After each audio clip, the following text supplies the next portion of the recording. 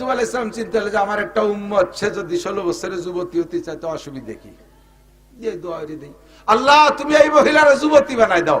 যখনই দোয়া করছে সঙ্গে সঙ্গে দোয়া কবুল হয়ে গেছে, আর জুলাইখা বুড়ির থেকে সেই জুলাইখা হয়ে গেছে।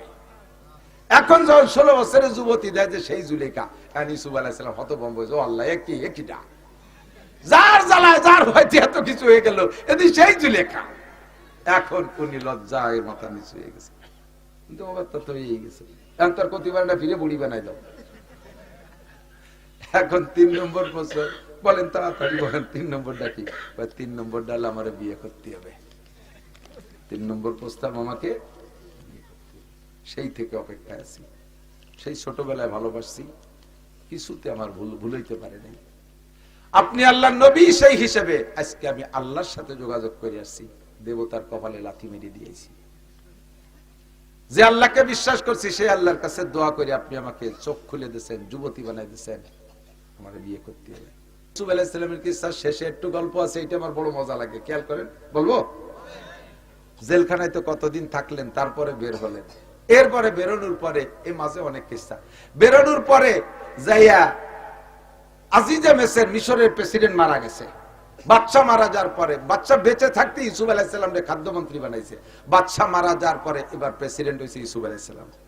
তখন সেই জুলাইখা যে রাজপ্রাসাদে ছিল সেখান থেকে বহিষ্কার হয়ে গেছে, উনি সব ফেলাই টেলাই তুইয়ে টুয়ে সম্পদ যা হয়েছিল তাই নিয়ে বাড়ি চলে আসছে। আসার পরে নিজের বাড়ি থাকে, কিন্তু ইউসুফ আলাইহিস সালামের ভালোবাসা অন্তর থেকে মুছতে পারতেছে না, কোনোভাবেই পারে না। তো ভালোবাসা যখন মুছতে না পারে, তখন ইউসুফ আলাইহিস সালামের সাথে একটু সাক্ষাতের একটা লোভ, সেই থেকে চেষ্টা চালাই যাচ্ছে।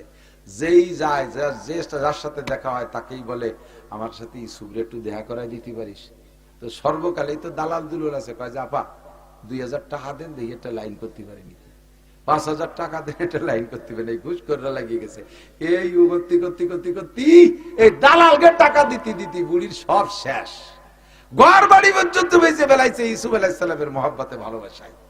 লাস্টে যাইয়া রাস্তার পাশে একটা ঝুপড়ি, একটা কুড়িয়ে ঘর বানাইয়া ওই জায়গা থাকে, শুনছে যে এই রাস্তা দিয়ে ইউসুফ যায়, তো যখন যায় সেই সময় একটু বেরোয় দেখবো। আর ওই যে মূর্তি, এখনো মূর্তি পূজারি, ওই মূর্তিরে ডেলি পুজো করে, সেবা দেখো, মূর্তি ভগবান ভগবান লাত উজ্জামানাথ বল, সরস্বতী দুর্গা কালী শ্রী লক্ষ্মী ইত্যাদি কইয়া তুই একটু আমার ইউসুফের সাথে একটু দেখা করাই দে, তাহলে তোরে সামনেতে আরো বেশি বেশি পুজো করবো। ওর বাবারও ক্ষমতা আছে নাকি? কিছুই পারে না। আর ইউসুফ আলাইহিস সালামের যে ঘোড়াটায় চড়তেন, ওই ঘোড়াটা ছিল আমার মনে হয় বাংলাদেশি নেতাকে গাড়ি দিয়ে বানাইছে নাকি, না নেতারাও ওই ঘোড়া দিয়ে বানাইছে। এই ঘোড়ায় পিঠে ইউসুফ আলাইহিস সালাম বসার পরে, উনি বসার পরে, আগে না, আগেও না পরেও না, উনি বসার পরে এরপরে নাক দিয়ে একটা শব্দ বেরোইতো, যে সাইরেন, গাড়ির সাইরেন শব্দ না, এইরকম একটা শব্দ যা 3 মাইল দূরিতে শোনা যেত। তো ইউসুফ আলাইহিস সালাম তখন তো বিবাহ শাদী করছে, সংসার হয়ে গেছে, রাজা হয়ে গেছে, রাস্তা দিয়ে যখন যাইতো তখন রাস্তার মানুষ ওনার ওই ঘোড়ার নাকের আওয়াজ শুনে টের পাইতো যে রাজা আসতেছে, হাজার হাজার মানুষ রাস্তায় এসে দাঁড়াতো খালি ওনার এক নজর দেখিয়ে তৃপ্তি নেওয়ার জন্য। তো জুলাইখা সেই খবর পেয়ে রাস্তার পাশে বাড়ি বানাইয়া ইউসুফরে দেখবে, কিন্তু মানুষের ভিড়ির ঠেলায় পারে না, ডেলি ওই দেবতারে পুজো রেখে তুই একটু চেষ্টা কর। আজকে শেষ দোয়া করে বসে, আজকে যদি তুই আমার ব্যবস্থা না তুই, তোর একদিন আর আমার 2 দিন, তোরে আমি দেখাই চালিয়ে দেবো। আজকে পুজো পাঠবো না, যাত্রাত করে টেনে রাস্তায় গেছে, 2-3 মিনিট আগে চলে গেছে। আসে ওই দিয়ে দৌড়িয়ে ঠ্যাং দৌড়িয়ে দোমা সার, পাথরের তো ভাঙ্গে নাই, ঠিক আছে। তারপর ভগবান একেবারে বেশি মারা যায় না, পরের দিনে ভগবানকে বাদ দিয়ে আলাদা কায়দায় পাক্কা ইমান তৈরি করে ওযু বানাইয়া সিজদা দিয়ে বলতেছে, রব্বে কারীম, ইউসুফের রব তুমি। উনার রব তা তো উনি জানে না, তুমি ইউসুফের রব, তোমার কাছে প্রার্থনা, রব তুমি আমাকে ইউসুফের সাথে দেখা করাই দাও। কান্নাকাটি করে রাস্তায় গেছে, যাওয়ার সাথে সাথেই দেয় যে ইউসুফ আলাইহিস সালাম সবে মাত্র আসছে, উনিও গেছে আর ইউসুফ আলাইহিস সালাম আসছে, হাত ছানি দিয়েছে।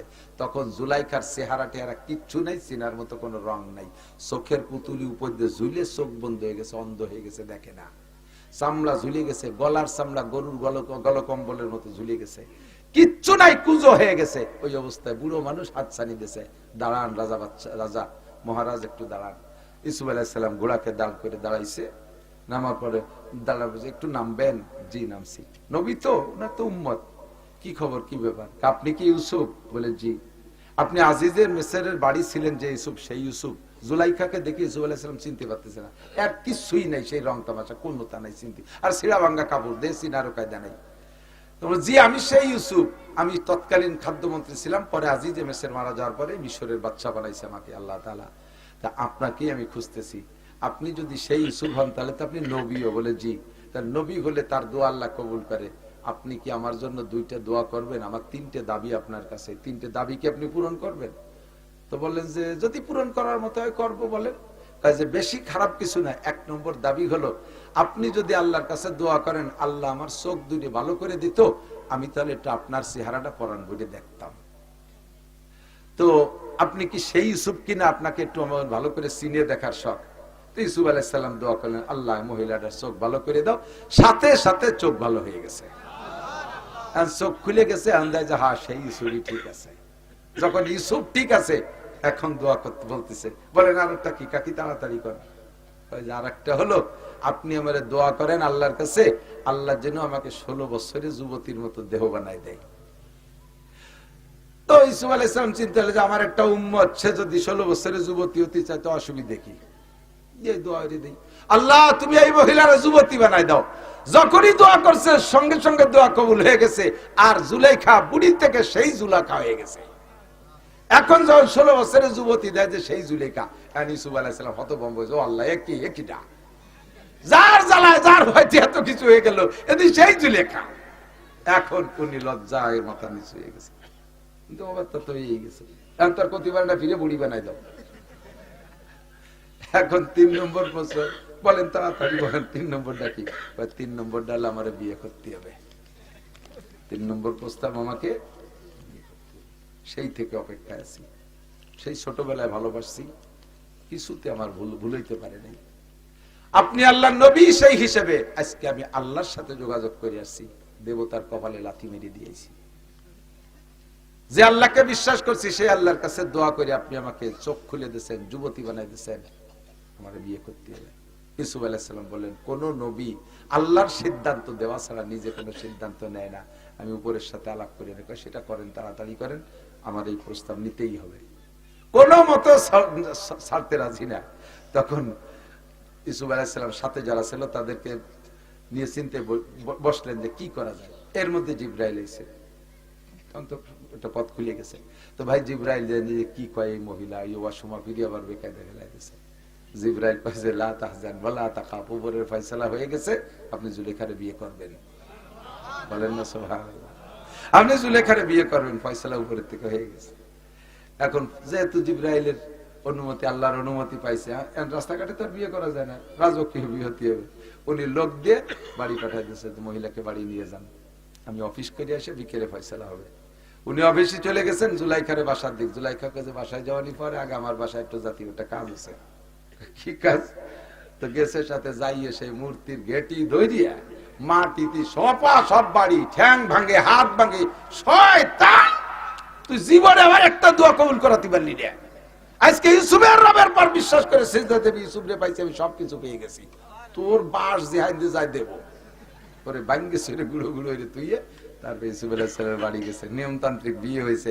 আল্লাহর এমন কুদরত, আল্লাহর এমন কুদরত। ইউসুফ আলাইহিস সালামের আগে বিয়ে করা আরো স্ত্রী ছিল, কাহারও সন্তানের কোন সনদ খুঁজে পাওয়া যায় না। তাফসীরে জালালাইন হাসিয়ার ভিতরে ওই বাইরে, মানে হাসিয়ারও বাইরে বেকা লাইনের ভিতরে লম্বা 2 লাইনের মধ্যে গল্পটা সংক্ষেপে লিখছে যে অন্য কোন স্ত্রীর থেকে সন্তান আছে বলে তা খুঁজে পাওয়া যায় না। বুড়ো কালে এই জুলাইখারে বিয়ে করার পরে 3টে সন্তান হয়েছে। তার এক সন্তানের নাম মানসা, এক সন্তানের নাম মানসা। দেখেন কোথায় যায়, সবকিছু কর্নেওয়ালা কে? এই মানসার মেয়ের নাম হলো লাইয়া। লাইয়া, লাইয়ার অপর নাম মারিয়া, রহিমা। লাইয়ার আরেক নাম কি? রহিমা। এই রহিমা হযরত আইয়ুব আলাইহিস সালামের স্ত্রী। কোথা থেকে কোথায় ঘুরে ঘেরাইয়া কিভাবে জায়গায় জোড়াই দিয়ে আবার সুন্দর একটা নবীওয়ালা নসল জারি করে দিয়েছে। ক্ষমতা কার? যে আল্লাহকে ভয় পায় আল্লাহ তার জন্য বিপদ থেকে বের হওয়ার রাস্তা খুলে দেয়। ওয়ারযুকহু মিন হাইসু লা ইয়াহতাসিব, ধারণার বাহির স্থান থেকে রিজিকের ব্যবস্থা করে দেয়। তাকওয়ার 2 নম্বর ফলাফল। 3 নম্বর ফলাফল আমার দিক তাকান। আল্লাহ কয় ইন্না আকরামাকুম ইনদাল্লাহি আতকাকুম। দুনিয়ায় তোমাদের মধ্যে অনেক সম্মানী মানুষ থাকতে পারে, আরে সামনে বসে সম্মান করো, চলে যাওয়ার পরে গালি দাও, আছে না নাই? বড় বড় অফিসাররা আসে, পুলিশের অফিসাররা বিশেষ করে আসলে জবরদস্তি, এই স্যার স্যার স্যার স্যার আইছে, ডাবপাড়ি খা, আমপাড়ি খা, এটা পাড়া উঠে, মুরগি সবাই দিয়ে এটা ওটা খাওয়াইয়ে জম্মের কান খাওয়াইয়ে বাড়িতে বিদে দেওয়ার পর শালা বেটা শালা এসে সাইসে চুলিয়ে সাফ করে দিয়ে গেছে। গালিও কি গালি না, এই খাওয়া তারে সম্মানের খান খাওয়া নেই। সরবুনের পীর সাহেব, মুফতি আব্দুল গফফার সাহেব, মাওলানা ইসমাতুল্লাহ কাসেমি, মাওলানা লিয়াকত আলী সাহেব, ইয়াহিয়া মাহমুদ সাহেব, হুজুরের ভাই, ইন্দ্রাই বড় বড় মানুষ আসলে খাওয়াইয়া কি যে খুশি হয়। হুজুরি আমি নিজে খাদেমদের খাইছি, হুজুর খাতিও পারে, আলহামদুলিল্লাহ খুব সুন্দর। শেষে যা ছিল তা আমি দিয়ে দিছি, হুজুর কিন্তু যত্ন সহকারে নিয়ে গেছে। 1 মাস 2 মাস পর্যন্ত গল্প করে, আনন্দ প্রকাশ করে। এর নাম হলো রেজকে কারিম, সম্মানের খানা, সম্মানের খানা। ও গো খাওয়াইছো, যাওয়ার পরে গাইলিও 14 গোষ্ঠী উদ্ধরে দাও, আর এনাকে খাওয়াইয়া জীবন ভরে গর্ব করো, এটা হলো সম্মান। এটা কি? আর এই সম্মান পায় কে? যার ভিতরে আল্লাহর ভয় যত বেশি, সে তত বেশি সম্মান পায়। এরপরে আল্লাহ পাক রব্বুল আলামিন বলেন উদখুলু ফিস সিলমি কাফা তামুতুন্না ইল্লা ওয়া আনতুম মুসলিমুন। হে দুনিয়ার মানুষ, তোমরা দুনিয়া থেকে মরতেই হবে, মরা ছাড়া একজনের উপায় নাই, বাইসে থাকতে কেউ পারবে না, তবে মরার আগে তোমরা মুসলমান হয়ে মরবা। এই নড়াচড়া হবে না। এদিক তাকান, আমি বলে থাকি ওয়াজের মাহফিলটা হলো গাই দোয়ানোর মতো, যাইয়েই বান ধরে টান দিলে দুধ বেরোয় না, বাসুইদে কিছুক্ষণ পানাতি আয়, পানানোর পরে দোয়ানোর সময় যদি বালতি সরাই নিয়ে যায় দুধ বেরোবে না। ওয়াজের শেষ খানিক ফানাই টানাই নিয়ে শেষে যায় দোয়ানোর সময় যদি চল যাই আর বসে থাকতে মনে চাচ্ছে না, তো ফানানোর সময় দোয়ানোর সময় বালতি সরাই নিয়ে বাড়ি চলে গেলে কিছু বাড়ি যাবে না। আখেরি ফানা, আখেরি দোয়ানো হলো দোয়া মুনাজাত, দোয়া করবো আল্লাহর কাছে, ঠিক না? একটু বসতে হবে, আমারও কষ্ট হয়ে যাচ্ছে, কত পারা যায়। এখন সেই সেপ্টেম্বরেতে শুরু করছি, প্রত্যেক রাত্রে 2 ডে তো আসেই, 3 ডে 4 ডে, এবার সিলেট যে একদিন 5টা করছি, দিনই একটা রিজাল্ট করি, আপনার বক্তা আছে ওকে বাড়িটা করছি দিনই, রাত্রি সে জাফলং এর শুরু করছি, ওই যে জাফলং শিক্ষা সফরে যাও ওই জায়গাতে শুরু হচ্ছে, রাত্রি 4 ডে করে ক্লান্ত হয়ে গেছে। পরের দিন আবার 3 ডে করে তারপরে আইসি, 2 ডে 3 ডে 4 ডে তো ডেলি চলতি তালে আছে, পারা যায় আর কত। আপনারা মোহাব্বত করেন, নগরকান্দা সালতার মানুষ বিশাল মোহাব্বত করেন। আমার শ্রোতা জগতে সবচাইতে বেশি আপনারা আর মাগুরা আলারা। আলহামদুলিল্লাহ, আমার গোপালগঞ্জের মানুষ আমার কথা শোনে, গোপালগঞ্জেও দিনে দুপুরে মাহফিল হইল। তো আপনারা বসার কারণে ভালো, আমি যাই বলি আপনারা শোনেন, সেই খাতেরই বলি। এই কথাগুলো বহুবার বলছি, শোনা কথাই বলতেছি। তার ফাঁকে ফাঁকে যদি কিছু শিখার থাকে শিখবেন। আল্লাহ পাক বলেন লা তামুতুন্না ইল্লা ওয়া আনতুম মুসলিমুন, মুসলমান না হয়ে মরো না। জানতে চাইলাম আল্লাহ মুসলমান তো হইছি, কটটুকুতেও তা তো ভালো বুঝে উঠতে পারতেছি না। আল্লাহ কয় মুসলমান হতে হবে সবটুকু, একেবারে পূর্ণ মুসলমান। ওয়ালা তামুতুন্না ইল্লা ওয়া আনতুম মুসলিমুন ইয়া আইয়ুহাল্লাযীনা আমানু দুখুলু ফিস সিলমি কাফা।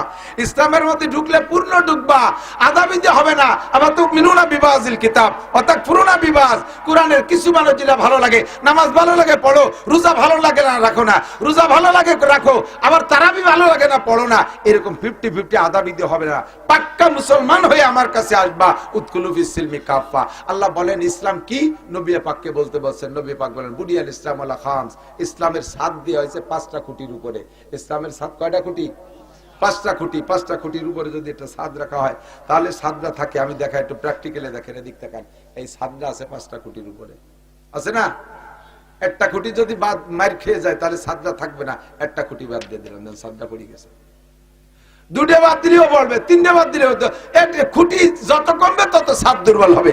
আর আমার আপনার ভিতরে, অনেকের ভিতরে 5টা খুঁটির 4টেই মার খাইছে। হয়তো এর ভিতরে কোনো মতে ইমানের খুঁটিটা একটা আছে। 1 নম্বর খুঁটি হলো আশহাদু আল্লা ইলাহা ইল্লাল্লাহ ওয়া আশহাদু আন্না মুহাম্মাদান আবদুহু ওয়া রাসূলুহু। 1 নম্বর খুঁটি হলো কলেমায়ে শাহাদাত, অন্তর থেকে বিশ্বাস করে মুখে স্বীকার করা, এই খুঁটিটা আছে। 2 নম্বর খুঁটি ইকামিস সালাহ, নামাজ কায়েম করো। 2 নম্বরে ইতাই যাকাত, পয়সা হলে যাকাত দাও।